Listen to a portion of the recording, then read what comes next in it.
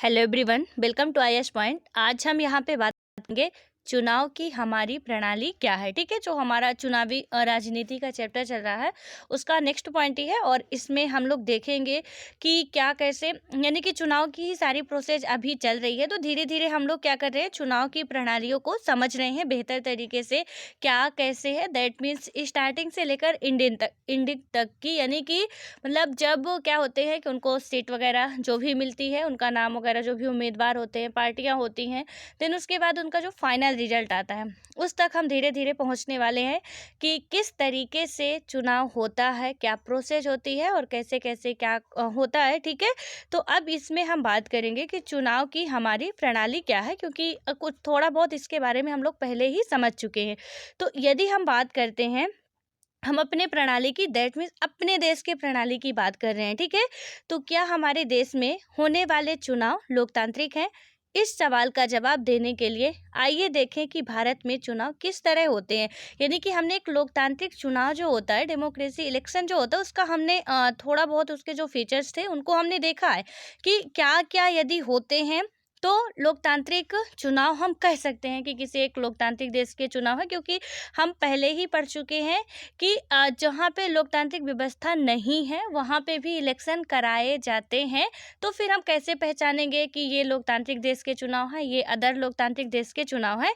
तो इसमें वही बताया गया है कि सबसे पहले यदि हमको ये जानना है कि मतलब हमारे देश में जो चुनाव होते हैं वो लोकतांत्रिक हैं या नहीं है, तो इस सवाल का जवाब देने के लिए इसमें बताया गया है कि भारत में चुनाव किस तरह होते हैं। हमारे यहाँ लोकसभा और विधानसभाओं के चुनाव हर 5 साल के बाद होते हैं। ठीक है, और ये आप बखूबी परिचित होंगे कि हमारे यहाँ जो भी है लोकसभा और विधानसभा, तो इसमें सबसे पहले आपको बात ये भी याद रखना है कि जो लोकसभा है और विधानसभा, यानी कि जो सेंटर में लोकसभा होती है और स्टेट में हमारे विधानसभा होती है। ठीक है, तो इन दोनों का कभी आपको मतलब जब भी आप पढ़िएगा, जब आप सिलेबस से पढ़ेंगे तो वहाँ पे देखेंगे तो ये जो लोकसभा है, विधानसभा, राज्यसभा है, विधान परिषद है। ठीक है, तो जो काम सेंटर में लोकसभा का होता है वही काम स्टेट में विधानसभा का होता है, और जो काम हमारे सेंटर में राज्यसभा का होता है वही काम स्टेट में विधान परिषद का होता है। ठीक है, हालांकि विधान परिषद हर एक स्टेट में नहीं होती है, तो इसके बारे में भी हम लोग समझेंगे कि कहाँ होती है। तो इसमें क्या बात की गई कि हमारे यहाँ लोकसभा, ये बात आप याद रखना। ठीक है, राज्यसभा भी नहीं बात की जा रही है, सिर्फ लोकसभा और विधान परिषद। तो ये दोनों ही जब आएगा तो आप समझ जाओगे कि एक स्टेट के लिए है और एक सेंटर के लिए है। तो यहाँ पे लोकसभा और विधानसभाओं के चुनाव हर 5 साल के बाद होते हैं। ठीक है, 5 साल के चुनाव के बाद सभी चुने हुए प्रतिनिधियों का कार्यकाल समाप्त हो जाता है। यानी कि 5 साल का जो इलेक्शन होता है, तो चाहे वो हमारे स्टेट की विधान परिषद विधानसभा हो या कि सेंटर की लोकसभा हो। ठीक है, तो इनका जो कार्यकाल होता है, जो उनके चुने हुए प्रतिनिधि होते हैं, 5 साल के बाद उनका कार्यकाल समाप्त हो जाता है। लोकसभा और विधानसभाएं भंग भी हो जाती हैं, ये पॉइंट याद रखिएगा। और ऐसे ही क्वेश्चन पूछ लिए जाते हैं कि क्या लोकसभा या विधानसभाएं भंग होती हैं, तो बिल्कुल लोकसभा भी भंग होती है और विधानसभा भी भंग होती है। ठीक है, अभी हमारी 17वीं लोकसभा चल रही है। यहाँ पे यदि हम बात करते हैं तो 16वीं लोकसभा भंग होने के बाद ही 17वीं लोकसभा का गठन होता है। ठीक है, आपके स्टेट में जो भी विधानसभा चल रही होगी आप देख लीजिएगा। लोकसभा की यदि मैं बात करूं, क्योंकि अलग अलग स्टेट में अलग अलग तरीके सब कुछ चलता है। ठीक है, तो इसमें क्या होता है कि बताया गया है कि जो लोकसभा है या विधानसभा, ये दोनों ही आप याद रखिएगा। बिल्कुल इनमें जो काम मैंने बताया ना कि एकदम सिमिलर है, अब समझ के चलिए कि ये दोनों समान है। जो इनका सेंटर पे काम है लोकसभा का, वही राज्य में काम है विधानसभा का। ठीक है, तो अब ये क्या होता है कि दोनों में ही 5 साल में चुनाव होते हैं, दोनों ही भंग होती हैं। ठीक है, यानी कि हर 5वें साल इनके प्रतिनिधि जो होते हैं, चुनाव होने के मतलब इनका कार्यकाल समाप्त हो जाता है, फिर से चुनाव कराए जाते हैं। दैट मीन्स जो भी होता है, मतलब ये लोकसभा और विधानसभा भंग हो जाती है। फिर भी चुनाव क्षेत्रों में एक ही दिन या एक छोटे अंतराल में अलग अलग दिन चुनाव होते हैं। ठीक है, यानी कि क्या बताया गया इसमें कि सभी चुनाव क्षेत्रों में, फिर भी क्या होता है कि सभी चुनाव क्षेत्रों में एक ही दिन एक ही दिन या छोटे अंतराल में अलग अलग दिन चुनाव होते हैं, ठीक है। यानी कि बहुत ज़्यादा अंतराल नहीं होता, या तो एक ही दिन करा लिए गए या कि अलग अलग दिन में या अलग अलग टाइम में, किस टाइम में कराना है, तो उस हिसाब से क्या होता है कि चुनाव कराए जाते हैं। इसे आम चुनाव कहते हैं, ठीक है। इसे हम क्या कहते हैं, आम चुनाव कहते हैं। कई बार सिर्फ एक क्षेत्र में चुनाव होता है, यानी कि कई बार क्या होता है कि सिर्फ एक ही क्षेत्र में चुनाव होता है जो किसी सदस्य की मृत्यु या इस्तीफे से खाली हुआ होता है। यानी कि अब क्या हुआ कि जैसे लोकसभा का कोई सदस्य कि सपोज आकस्मिक इसकी मृत्यु हो जाती है, ठीक है, या कि हम बात करें किसी विधान परिषद के सदस्य के द्वारा या लोकसभा के सदस्य विधानसभा के सदस्य या लोकसभा के सदस्य के द्वारा इस्तीफा दे दिया जाता है कार्यकाल के दौरान ही, यानी कि उसका 5 साल का कार्यकाल पूर्ण नहीं हुआ, वो बीच में ही इस्तीफा दे के चले जाते हैं, या किसी कारणवश उनकी मृत्यु हो जाती है या कुछ और समस्याएं आ जाती हैं, तो जिससे क्या होता है कि ये समझ के चलिए कि उनका जब पद रिक्त हो जाता है, यानी कि उस जगह पे जो थे, उनका जो भी थे इलेक्टेड मेंबर थे, उनका पद जो है वो रिक्त हो जाता है, यानी खाली हो जाता है, तो फिर चुनाव कराए जाते हैं, ठीक है। फिर वहाँ पे 5 साल का वेट नहीं किया जाता है।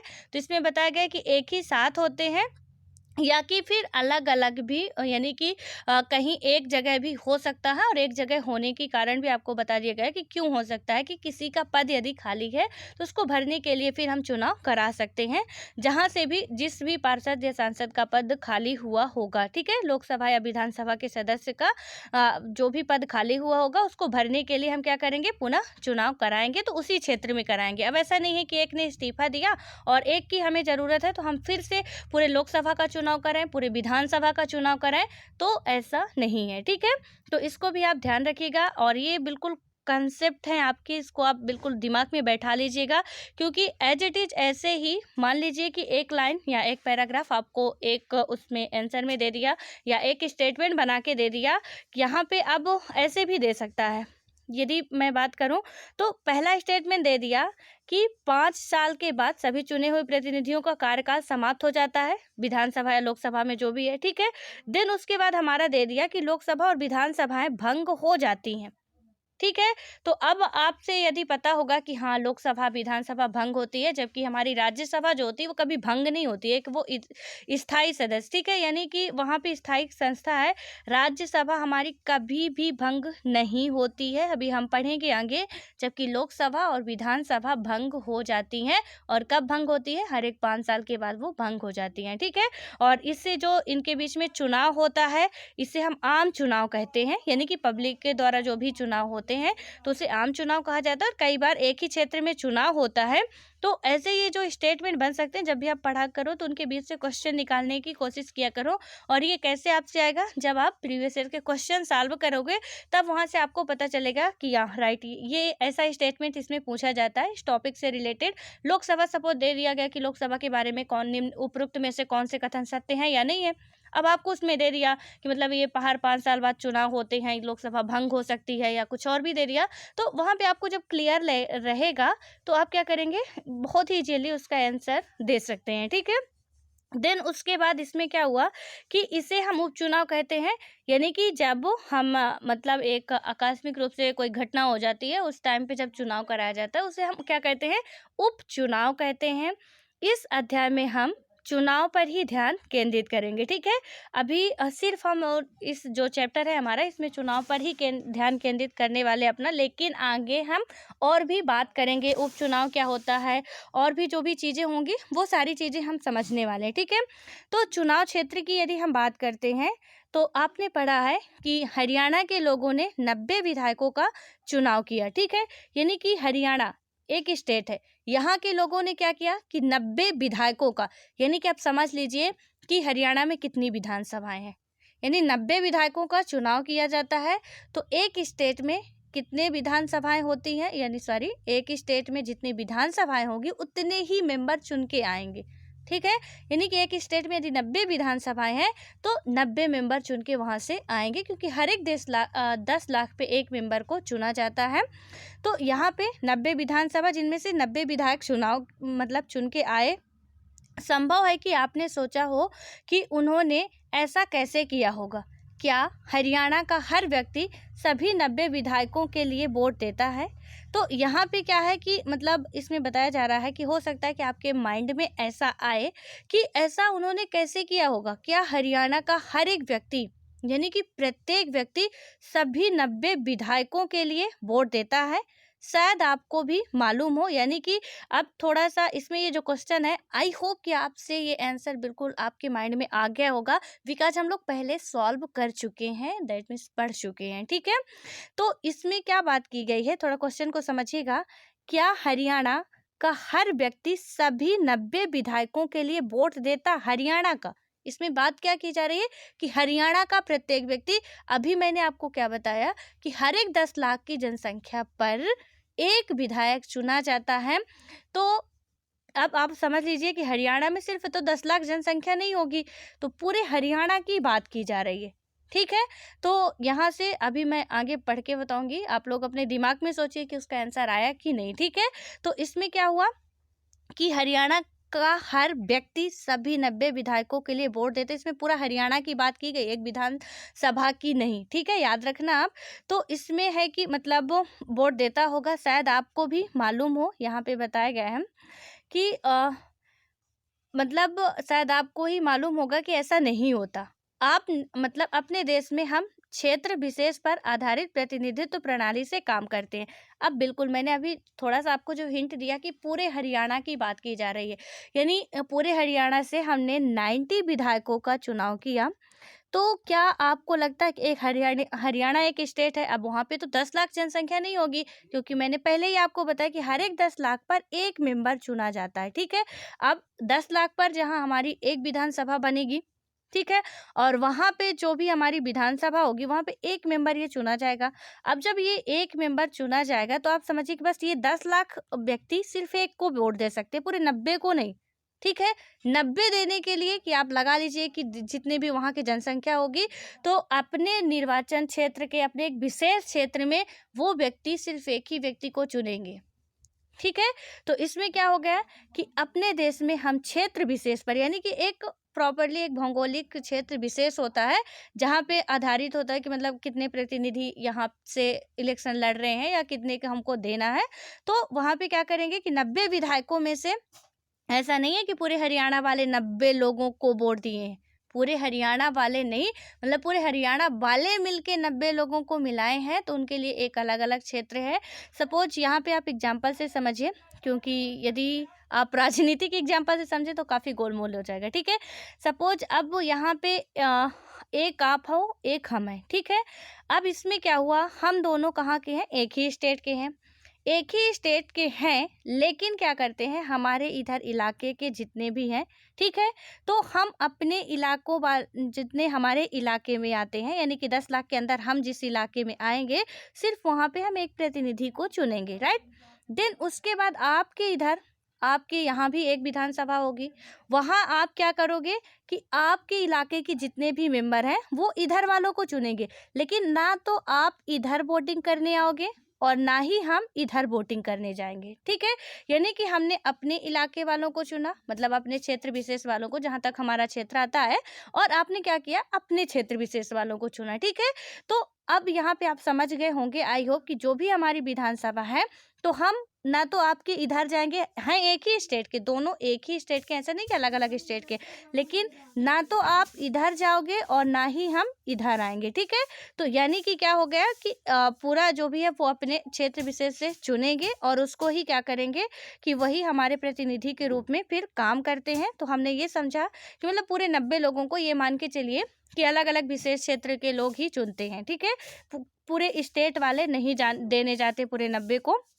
उसके बाद होता है कि चुनाव के उद्देश्य से देश को अनेक क्षेत्रों में बांट लिया गया है। ठीक है, यानी कि चुनाव के उद्देश्य से क्या किया गया है, देश को अनेक क्षेत्रों में बांट लिया गया है। इन्हें हम क्या कहते हैं, निर्वाचन क्षेत्र कहते हैं।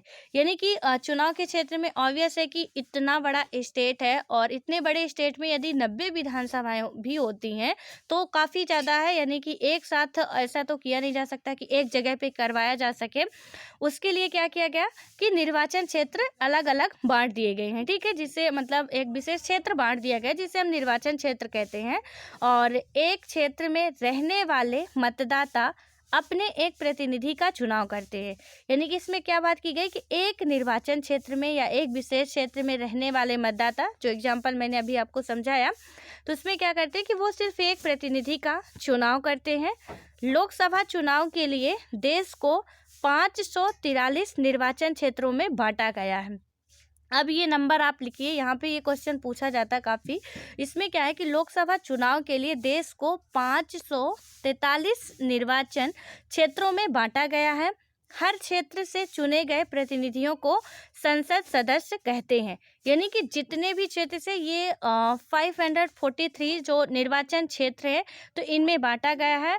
और इसमें ऐसा भी एक क्वेश्चन पूछा जाता है कि लोकसभा में यानी कि कितने मेंबर हैं या कि कितने कुल सदस्य हैं। तो चाहे किसी भी तरीके से पूछा जाए, या तो निर्वाचन क्षेत्र पूछा जाए या विधानसभा, यानी कि मान के चलिए कि यदि पूछा जाता है कि लोकसभा में सदस्यों की संख्या कितनी होती है, और स्टेट के एग्जाम में या कोई भी वनडे लेवल के एग्जाम होते हैं तो ऐसे डायरेक्टली क्वेश्चन पूछ लिया जाता है कि लोकसभा या राज्यसभा में कितने मेंबर होते हैं, ठीक है। तो यहाँ पे कितने होते हैं, निर्वाचित जो होते हैं 543 होते हैं और 2 मनोनीत किए जाते हैं। यानी कि राष्ट्रपति महोदय के द्वारा 2 व्यक्ति ऐसे होते हैं जो नॉमिनेट मेंबर होते हैं।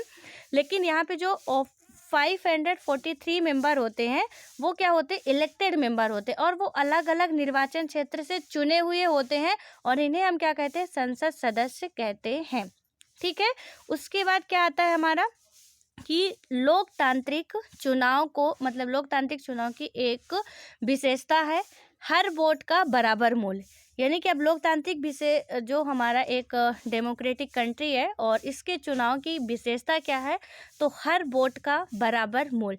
अब हर वोट का बराबर मूल्य का मतलब क्या है कि चाहे कोई अमीर व्यक्ति हो, चाहे कोई गरीब व्यक्ति हो, चाहे कोई महिला हो, चाहे कोई पुरुष हो, चाहे कोई ब्राह्मण वर्ग से हो आता हो या हिंदू धर्म या मुस्लिम धर्म, यानी कि इसमें जाति, धर्म, भाषा, लिंग, आधार किसी पर भी भेदभाव नहीं किया जा सकता है। कि सपोज मोदी जी वोट डालने जा रहे हैं, ठीक है, काफ़ी एक पॉपुलर व्यक्ति हैं, लीडर हैं देश के। अब यहाँ पे यदि ऐसा नहीं है कि मोदी जी वोट डालने जा रहे हैं तो वो क्या करेंगे कि उनके जो मतों का मूल्य होगा तो 10 कर दिया जाए, और हम यदि डालने जा रहे हैं हमारे मतों का मूल्य 1 कर दिया जाए या 0.1 कर दिया जाए, ठीक है। तो इसमें ऐसा नहीं होता है, जो मोदी जी के वोट का या मतों का मूल्य होगा वही हमारे भी मतों का मूल्य होगा। और यहाँ पे हम 7th क्लास की NCERT में पढ़ भी चुके हैं कि इस क्षेत्र में हमें काफ़ी ज़्यादा समानता देखने को मिलती है, जो हमारे फंडामेंटल राइट में लिखा हुआ है इक्वलिटी राइट, तो वो हमें देखने को मिलता है कि हाँ इक्वलिटी राइट है। और ये कहाँ पे देखने को मिलता है, जब चुनाव कराए जाते हैं उस टाइम पे काफ़ी ये देखने को मिलता है कि मतलब जहाँ पे एक लाइन पे खड़े होके, चाहे वो देश के लीडर हों, चाहे राष्ट्रपति महोदय ही क्यों ना हो, वो भी हमारे साथ ही लाइन में खड़े होंगे। और जिस तरीके से हमारे साथ जो भी प्रोसेस अपनाई जाती है वोटिंग के लिए, वही उनके साथ भी अपनाई जाएगी। और एक यदि हमारे वोट का वैल्यू 1 है तो उनके भी वोट का वैल्यू 1 ही होगा। लेकिन उसके बाद तो खैर वो महान है, और जो इधर के हैं तो बस चुनाव के अलावा कहीं पे भी उनकी समानता दिखाई नहीं देती। हालांकि तो इसमें क्या बताया गया है कि हर एक वोट का मूल्य बराबर होता है, और ये कहाँ पे होता है, एक लोकतांत्रिक देश में ही होता है, ठीक है। क्योंकि हम कई सारे देशों के एग्जाम्पल ले चुके हैं जहाँ की लोकतांत्रिक व्यवस्थाएं नहीं थी, तो वहाँ पे किसी व्यक्तियों का मूल्य, दैट मीन्स अमीर व्यक्ति जो थे उनके मतों का मूल्य काफ़ी ज़्यादा होता था। वहीं उनके कंपेयर में हम गरीब व्यक्ति की बात करें तो उनके जो मतों का मूल्य होता था कम होता था, पुरुषों के मतों का मूल्य अधिक होता था, और महिलाएं यदि वोटिंग करने जाती थी तो उनके मतों का मूल्य क्या होता था, थोड़ा कम होता था, राइट। देन उसके बाद आता है कि इसीलिए हमारे संविधान में यह व्यवस्था है कि हर चुनाव क्षेत्र में मतदाताओं की संख्या काफ़ी हद तक एक समान हो। यानी कि इसमें क्या बताया गया है कि यही रीजन है कि हमारे संविधान में यह व्यवस्था है कि हर चुनाव क्षेत्र में मतदाताओं की संख्या काफी हद तक एक समान हो, राइट। और उसके बाद आता है कि इसी प्रकार प्रत्येक राज्य को उसकी विधानसभा की सीटों के हिसाब से बांटा गया है, यानी कि प्रत्येक स्टेट, जितने भी राज्य हैं हमारे भारत में। और आप लोगों के लिए क्वेश्चन है, हालांकि बहुत आप लोगों के लिए हो सकता है कि यदि आप रेगुलर फॉलो कर रहे होंगे मुझे, तो बहुत नॉर्मल सा क्वेश्चन है, लेकिन प्लीज बताइएगा जरूर कि अभी वर्तमान समय में हमारे देश में कितने राज्य हैं और कितने केंद्र शासित प्रदेश हैं, और थोड़ा सा उसका रीजन बताने की भी कोशिश कीजिएगा, बिकॉज ये बहुत दिनों की बात नहीं है, अभी इसमें कुछ संशोधन किया गया है स्टेट में भी और यूनियन टेरिटरीज में भी। तो इसको आपको बताना है कि यदि इनमें से जो संख्याएं बढ़ी है तो क्यों बढ़ी है, घटी है तो क्यों घटी है। ठीक है, 1 से 2 लाइन में आपका आ जाएगा कि कितने स्टेट हैं, देन बढ़ी है यानी कि स्टेटों की संख्या यदि बढ़ी है या घटी है तो क्यों, और उसके बाद हम बात करें तो केंद्र शासित प्रदेशों की संख्या बढ़ी है या घटी है तो क्यों। ठीक है, और ये दोनों ही बहुत क्लियरली मैं कई बार आपको समझा चुकी हूँ कि ऐसा क्यों हुआ है। सो आप लोग इसको बताने की कोशिश कीजिएगा और कमेंट बॉक्स में ज़रूर इसको कमेंट करके आप लोग बताइएगा। ठीक है, काफ़ी छोटा क्वेश्चन है, बहुत इजीली आप लोग इसको सॉल्व कर सकते हैं, और नहीं भी बनता तो गूगल बाबा है, आप उनकी हेल्प ले सकते हैं। हाँ, लेकिन पहले आप पढ़ लेना, समझ लेना, आपसे आने लगे तो फिर आप बता देना। ठीक है, देन उसके बाद क्या आता है यहाँ पे कि प्रत्येक राज्य को उसकी विधानसभा की सीटों के हिसाब से बांटा गया है। इन सीटों के से निर्वाचित प्रतिनिधियों को विधायक कहते हैं। जो इन सीटों के निर्वाचित प्रतिनिधि होते हैं प्रत्येक स्टेट के, उन्हें हम क्या कहते हैं, विधायक कहते हैं। और हमने जो 543 मेंबर की बात की थी, वो क्या थे, संसद सदस्य थे, विधायक ही हैं, ये विधायकों को ही हम संसद सदस्य कहते हैं, ये बात आपको याद रखनी है। प्रत्येक संसदीय निर्वाचन क्षेत्र में विधानसभा में कई कई निर्वाचन क्षेत्र आते हैं, यानी कि इसमें क्या बात की गई कि प्रत्येक संसदीय निर्वाचन क्षेत्र में विधानसभा के कई कई निर्वाचन क्षेत्र आते हैं। पंचायतों और नगर पालिका के चुनावों में भी यही तरीका अपनाया जाता है। अब यहाँ पे हम यहाँ पे कुछ आप लोग गांव में भी रह रहे होंगे, कुछ नगर पालिकाओं में रह रहे होंगे, कुछ सिटी में रह रहे होंगे, मेन सिटी में। ठीक है, तो अब यहाँ पे क्या बात की गई, पंचायतों नगर पालिका के चुनावों में भी यही तरीका अपनाया जाता है। प्रत्येक पंचायत को कई वार्डों में बांटा जाता है। ठीक है, ये हम 6 क्लास में ही यदि आपको याद हो तो पढ़े थे। तो प्रत्येक जो पंचायत होता है, हमारे गांव का जो पंचायत होता है, कई वार्डों में बांटा हुआ होता है। ठीक है, अब वार्डों का मतलब क्या है कि मान के चलिए, आप ऐसा पूछा भी जाता है कि आप किस वार्ड से आते हो। आप यदि एक गाँव से हैं तो वहाँ पे हर एक वार्ड से क्या होते हैं, पंच चुने जाते हैं, और पूरे गांव से सरपंच एक होता है, पूरे गांव में एक सरपंच होता है, लेकिन गांव में जितने वार्ड होंगे वहां से पंच उतने चुने जाएंगे। ठीक है, जैसे हम स्टेट की बात करें, बिल्कुल बहुत इजीली आप ये पूरा हमारा जो सिस्टम चल रहा है ना, आप उसको समझ सकते हैं। एक अपने घर का ही एग्जाम्पल ले लीजिए, उसको घर को ही पूरा अपना देश बना लीजिए, देश को स्टेट में कन्वर्ट कर दीजिए, और स्टेट को अपने जिले में, जिले से आप अपनी विधानसभा में, विकास खंड में, उसके बाद अपने आप गांव में आइएगा, बहुत इजीली समझ जाएंगे। कि जैसे हमने देखा कि हमारा गांव है, गांव में आपको पता होगा, नहीं पता है तो ये बहुत बुरी बात है, आपको पता होना चाहिए आप किस वार्ड के हो। और उसके बाद ठीक है कि आपके जो वार्ड में है पंच साहब कौन है, क्योंकि उसमें गांव की जितनी भी जनसंख्या के हिसाब से उसमें भी रहता है कि क्या कैसे होगा, कितने पे एक वार्ड बनाया जाएगा। तो आप लोग पता करिएगा कि आपके गाँव में कुल कितने वार्ड है। ठीक है, और उस जो भी ग्राम पंचायत है हमारे, उसमें क्या होता है कि वार्डों में बांटा होता है, जो छोटे छोटे निर्वाचन क्षेत्र होते हैं, यानी कि ये छोटे छोटे निर्वाचन क्षेत्र होते हैं। अब इसी तरह हम अपने स्टेट का ले लें या सेंटर का ले लें, कि इसमें भी जब एक स्टेट है इतना बड़ा, जब गांव है तो गांव को हम अलग अलग वार्डों में बांट रहे हैं, और उसमें यदि स्टेट है तो स्टेट में भी हम क्या करेंगे कि उसको भी हम इसीलिए अलग अलग निर्वाचन क्षेत्रों में उसको रखे हुए हैं। हर एक स्टेट के लिए कई सारी विधानसभाएं हम बनाते हैं। क्यों बनाते हैं, क्योंकि इजीली तरीके से हम चुनाव करा सकें। ठीक है, अब मैंने एक आपको क्लास का एग्जाम्पल दिया था, क्लास रिप्रेजेंटेटिव का या सीआर बोले आप, तो मैंने आपको बताया था कि जैसे क्लास है एक, ठीक है, यहाँ पे आपके स्कूल में कई सारी कक्षाएं हैं, आप किसी एक कक्षा में पढ़ते हो, बिल्कुल आप समझिएगा इस कॉन्सेप्ट को कि आपका पूरा ये सपोज मान के चलिए स्कूल है, ठीक है। स्कूल में बहुत सारी क्लासेज हैं, बहुत सारी क्लासेज हैं, यहाँ आपका प्रिंसिपल ऑफिस है। अब क्या हुआ कि जब इतनी सारी ये क्लासेज हैं यहाँ पे स्कूल पे, ये पूरा आपका स्कूल हो गया, राइट। अब ये स्कूल में यदि हम बात करते हैं तो प्रिंसिपल सर के पास अभी इन क्लासों में कई सारे बच्चे होंगे।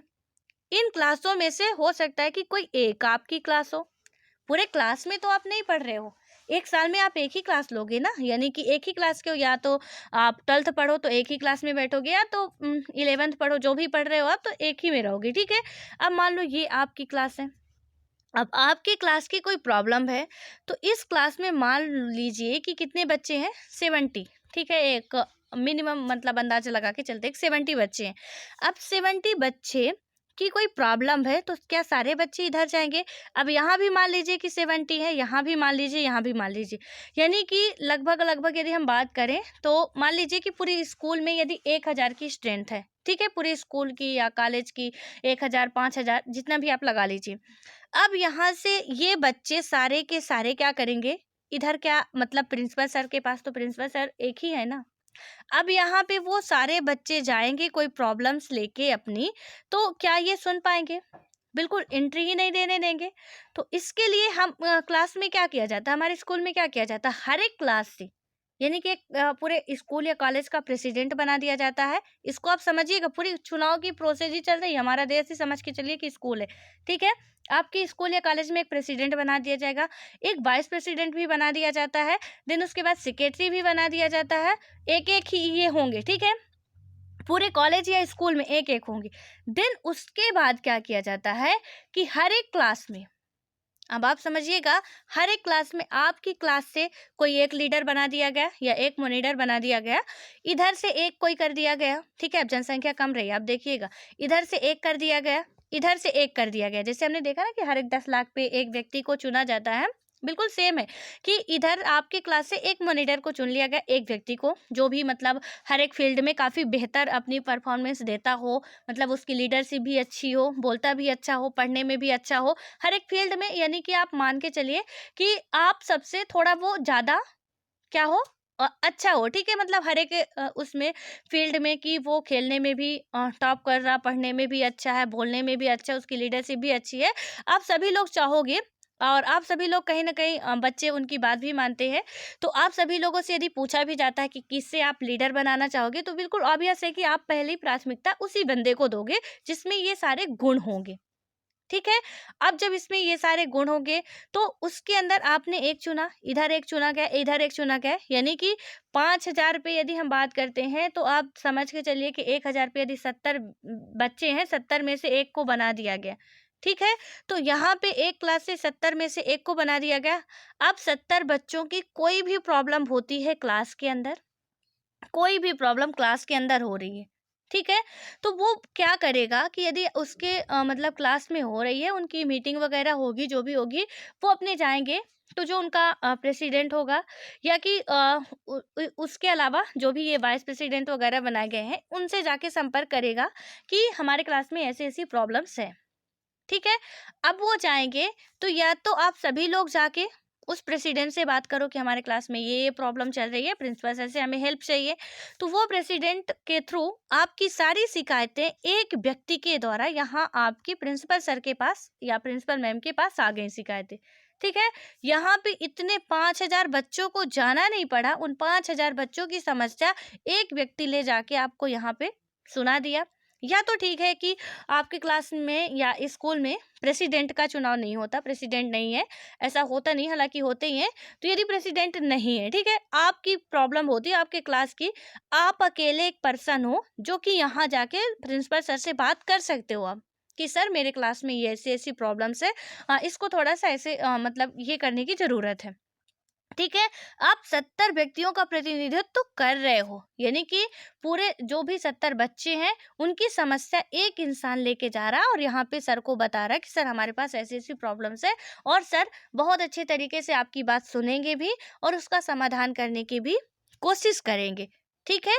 तो अब आई होप कि आपको ये हमारे देश का जो चुनाव है और ये अलग अलग जो छोटे छोटे क्षेत्रों में बांटा गया है, क्यों बांटा गया है आपको समझ में आ गया होगा, क्योंकि बांटा इसलिए गया है कि हमें आसानी हो जाए चुनाव कराने में। बहुत ज़्यादा भीड़ है, ठीक है, हमने बताया ना आपको कि यहाँ बहुत ज़्यादा भीड़ हो जाएगी यदि 5,000 बच्चे इकट्ठा चले गए तो, लेकिन 5,000 में से एक बच्चा गया तो बिल्कुल भीड़ नहीं होगी, सबकी प्रॉब्लम का सलूशन हो जाएगा, ठीक है। तो यहाँ से आप बिल्कुल समझ सकते हो, एक क्लास को आप अपना देश समझ के, और क्लास में जो अलग अलग सेक्टर है उनको हर एक उसमें डिवाइड कर लीजिए, आपको समझ में आ जाएगा। होता ना कि क्लास एक स्कूल बनाई जा रही और एक स्कूल में पूरा एक हॉल बना दिया जाता, सभी बच्चों बैठो, क्यों first class, second class, third class में डिवाइड करते? ऐसा करने की क्या जरूरत थी? जरा कभी आप अपने माइंड से सोचिएगा। ये चुनावी कॉन्सेप्ट एक बार आपके माइंड में बैठ गया तो मान लीजिए कि बहुत सारी चीज़ें आप बहुत ही आसानी से समझ जाओगे। जब भी कहीं भी बात आएगी तो क्योंकि आपका कॉन्सेप्ट क्लियर होगा तो फिर हमें कोई दिक्कत नहीं होगी किसी भी बात में। चाहे वो गांव के चुनाव की बात हो तो गांव के चुनाव में हम समझ जाएंगे कि पहले वार्ड होते हैं, वार्डों से मिलके पूरा हमारा ग्राम बनता है। देन उसके बाद उस यदि हमारे विधायकों का चुनाव होता है तो वहाँ पे भी हमारे माइंड में आएगा कि हाँ अलग अलग निर्वाचन क्षेत्र होते हैं, ऐसे ऐसे होता है। और यदि सेंटर के लोकसभा की बात करते हैं तो उधर भी हमको समझ में आ जाएगा किस तरीके से क्या चीज़ें हो रही हैं, ठीक है। देन उसके बाद अब हम यदि आते हैं आगे की बात करते हैं तो हमने देखा कि कई सारे निर्वाचन क्षेत्र होते हैं, छोटे छोटे वार्ड होते हैं और प्रत्येक वार्ड से पंचायत या नगर पालिका के लिए एक सदस्य का चुनाव होता है। और कई बार निर्वाचन क्षेत्रों को सीट भी कहा जाता है, ठीक है। यानी कि निर्वाचन क्षेत्र को क्या कहा जाता है, कई बार सीट भी कहा जाता है कि एक सीट दो या इस सीट से इस व्यक्ति को चुना गया है या ये व्यक्ति इस सीट से है। तो यहाँ पे क्या हुआ कि निर्वाचन क्षेत्र को कई बार सीट कह देते हैं, तो आप लोग कंफ्यूज नहीं होना है। और उसके बाद है क्योंकि हर क्षेत्र संसद या विधानसभा की एक सीट का प्रतिनिधित्व करता है, यानी कि हर क्षेत्र जो होता है वो संसद या विधानसभा की एक सीट का प्रतिनिधित्व करता है। अब एक सीट का मतलब क्या हुआ कि जो हमने 543 मेंबर की बात की है, निर्वाचन क्षेत्र की बात की है, या तो आप सीट मान लीजिए, बिल्कुल एक मेंबर एक सीट लेगा। जाहिर सी बात है कि 543 मेंबर हैं, 543 मेंबर के लिए 543 सीटें चाहिए, ठीक है। तो एक बंदा एक सीट लेगा। अब हम कहें कि सदस्य अलग है, सीट अलग है, निर्वाचन क्षेत्र अलग है, सबका कॉन्सेप्ट एक ही है। यानी कि निर्वाचन क्षेत्र में एक निर्वाचन क्षेत्र से एक ही व्यक्ति को चुना जाना है, एक सीट में एक ही व्यक्ति आएगा। तो और एक व्यक्ति यानी कि 543 में एक व्यक्ति की एक सीट है। तो इसमें क्या हुआ कि संसद या विधानसभा की एक सीट का प्रतिनिधित्व करता है। इसलिए हम जब कहते हैं कि लोक दल ने हरियाणा की 60 सीटें जीती तो इसका मतलब है कि विधानसभा के 60 निर्वाचन क्षेत्रों से लोक दल के 60 लोग जीतकर राज्य विधानसभा में पहुंचे हैं। यानी कि कोई लोक दल पार्टी है एक, और लोक दल पार्टी में हरियाणा की 60 सीटें जीती, ठीक है। तो अब पूरे स्टेट की बात हो रही है, यहाँ पे ऐसा नहीं हो रहा कि मतलब आप कह दो कि किसी एक निर्वाचन क्षेत्र से 60 सीटें जीत ली गई हैं, बिल्कुल गलत है। क्योंकि यहाँ पे क्या बात की, कोई पार्टियाँ, मैंने बताया ना कि पार्टी कई सारी होती हैं, जो भी आम आदमी पार्टी हो गई, लोकदल पार्टी हो गई, भारतीय जनता पार्टी हो गई, कांग्रेस पार्टी हो गई।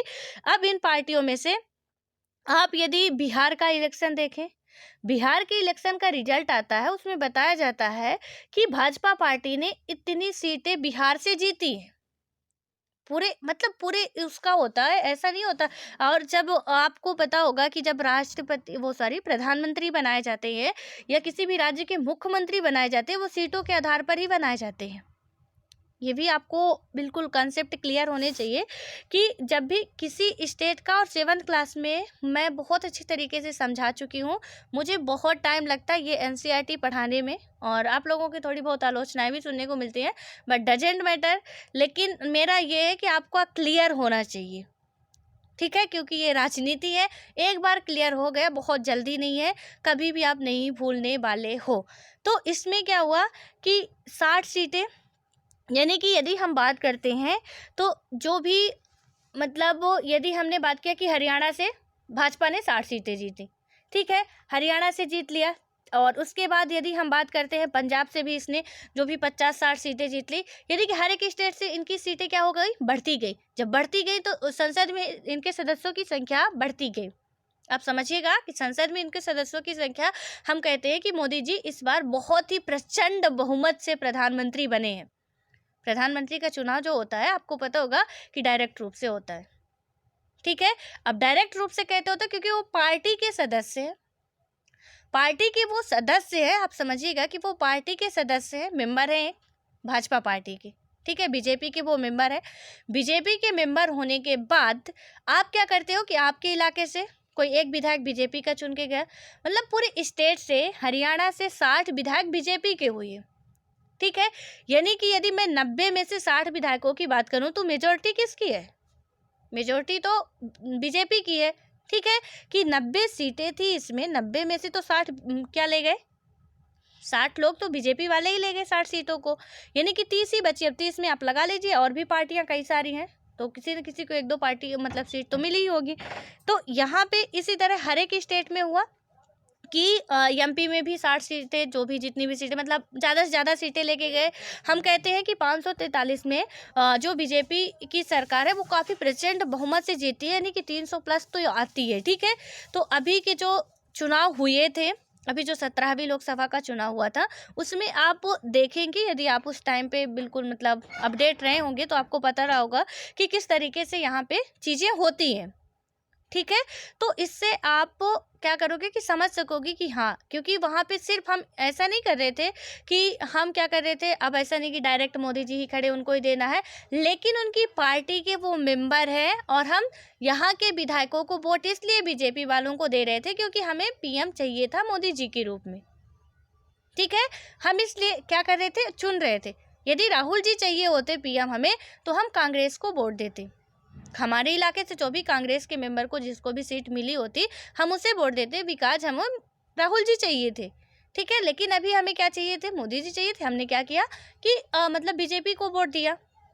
आई होप कि आप ये पार्टी, उम्मीदवार, सीट समझ रहे होंगे क्या है, ठीक है। आप बने रहिएगा, अच्छी तरीके से हम लोग समझ जाएंगे कि ये सारी चीज़ें यदि नहीं समझ में आ रही, आप 1 से 2 बार देखेंगे तो ये चीज़ें समझ में आपको क्लियरली आ जाएंगी।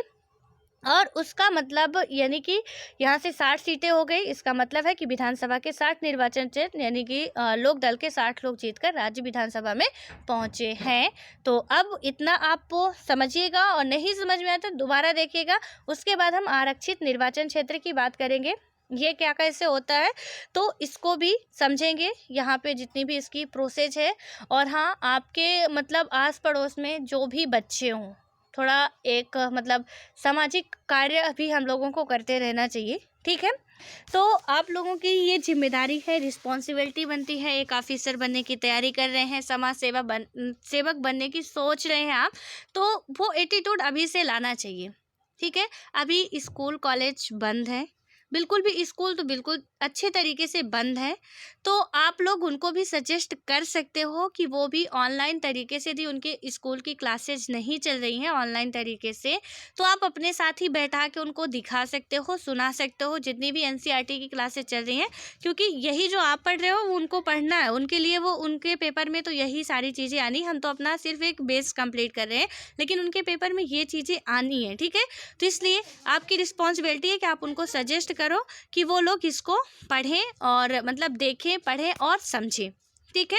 सो आई होप कि आप लोग ऐसा बिल्कुल करेंगे, बिकॉज यदि आप एक समाज सेवक बनना चाहते हैं तो ऐसा नहीं होता कि हम एक डीएम बनने के बाद ही सारी चीज़ें करेंगे, बिल्कुल भी नहीं। हम उसके पहले भी हमारे अंदर वो एटीट्यूड रहना चाहिए। आप वो सफ़ीन हसन जी का इंटरव्यू सुनेंगे, जो आईपीएस हैं, यंगेस्ट आईपीएस हैं, ठीक है। उनका जब इंटरव्यू आप सुनोगे ना, उन्होंने बताया था कि जब बच्चे फेसबुक व्हाट्सएप चला रहे थे तब मैं स्लम में जाके पढ़ा रहा था, यानी कि जिस उम्र में बच्चे फेसबुक व्हाट्सएप चला रहे थे उस उम्र में वो जाके कॉलेज करते थे, कॉलेज के बाद वो स्लम में जाते थे, वहाँ पे बच्चों को पढ़ाते थे, बिकॉज उनको एक समाज सेवक बनना था। वो एटीट्यूड हमारे अंदर पहले से आना चाहिए, और वो हमें, ये हमारी जिम्मेदारी है कि हम अभी से करें, उसका इंतज़ार मत करें कि वो पद जब मिलेगा तभी हम करेंगे, अदरवाइज हम कुछ नहीं करेंगे, ठीक है। और जब हम उसका इंतज़ार करते हैं तो उसके मिलने के बाद फिर हम नहीं कर पाते हैं, बिल्कुल भी नहीं कर पाते हैं, और तभी हमारी करप्ट मतलब उसमें लीडरों में गिनती आती है कि या ऑफिसरों में कि ये ऐसे व्यक्ति हैं, ठीक है। तो इस बात को ध्यान रखना है। तो जो भी अपने आस पड़ोस के हों या अपने रिलेटिव हो, तो ऐसा नहीं ज़बरदस्ती ढूंढ के, बट यदि ज़बरदस्ती भी ढूंढ सकते हैं तो ढूंढ के आप कर सकते हैं, उनको मतलब बता सकते हैं कि ऐसा है और आप कर सकते हो, ठीक है। यहाँ से आपको बहुत अच्छे तरीके से समझ में आ सकता है, तो वहाँ से आप ज्वाइन करके बेहतर तरीके से अपने कोर्स को कंप्लीट कर सकते हैं, क्योंकि टाइम जो चला जाएगा वो टाइम आने वाला नहीं है।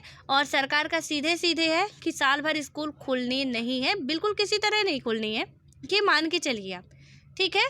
तो जब स्कूल खुलनी नहीं है तो टाइम बर्बाद ना करें, अपना फ्यूचर बर्बाद ना करें, जहाँ से भी जो भी मिल रहा है उसको बेहतर तरीके से वो लोग कंप्लीट कर लें। अब आई होप कि आपको मेरी बातें समझ में आई होगी। बकवास ना लग के कि मैं गप मार रही हूँ, ये ना समझ के थोड़ा काम की बात समझिएगा और थोड़ा करने की कोशिश भी करिएगा, ठीक है। अब मिलते हैं नेक्स्ट वीडियो में।